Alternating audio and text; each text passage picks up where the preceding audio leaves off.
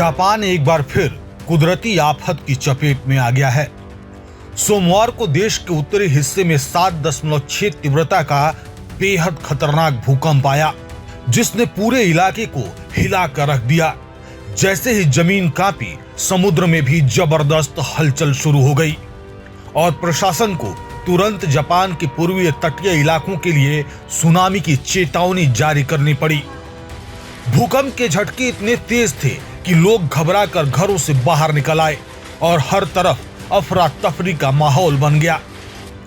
Japan की मौसम विज्ञान एजेंसी के मुताबिक इस भूकंप का केंद्र होन्शु द्वीप के सबसे उत्तरी प्रांत आओमोरी के पूर्वी हिस्से में था, जबकि इसका असर होकाइडो द्वीप के दक्षिणी इलाकों तक महसूस किया गया। भूकंप के कुछ ही देर बाद समुद्र की लहरें भी उफान पर आ गईं और ओगावारा बंदरगाह पर करीब 40 सेंटीमीटर ऊंची सुनामी की लहरें टकराईं। हालांकि यह लहरें विनाशकारी तो नहीं थीं, लेकिन खतरे की घंटी जरूर बज गई। इस भूकंप का असर आम लोगों की जिंदगी पर भी पड़ा। जापान की सरकारी टीवी चैनल के मुताबिक शहर के एक होटल में कई लोग घायल हो गए। भूकंप के झटकों से होटल के अंदर सामान गिर पड़ा, जिससे वहां मौजूद कई लोग चोटिल हो गए। सभी घायलों को तुरंत नजदीकी अस्पतालों में भर्ती कराया गया है और उनका इलाज जारी है। भूकंप के बाद जापान की सरकार पूरी तरह हाई अलर्ट मोड पर आ गई है। प्रधानमंत्री साने ताकाइची ने मीडिया से बातचीत में बताया कि हालात की तेजी से आकलन करने और राहत कार्यों में गति देने के लिए आपातकालीन टीम का गठन कर दिया गया है।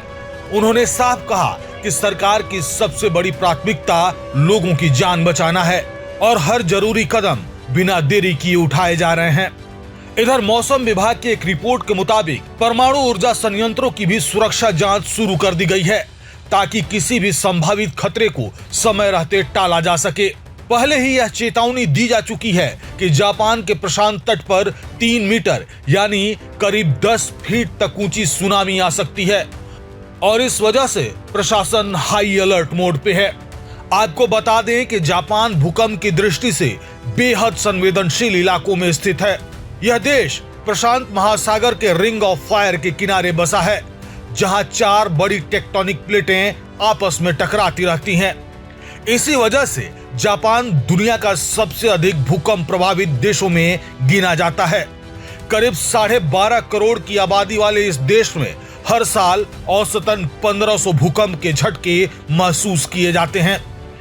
इनमें से ज्यादातर झटके हल्के होते हैं, लेकिन कई बार ये झटके भारी तबाही भी मचा देते हैं, जो इस बात पर निर्भर करता है कि भूकंप जमीन के कितने नीचे और किस स्थान पर आया है।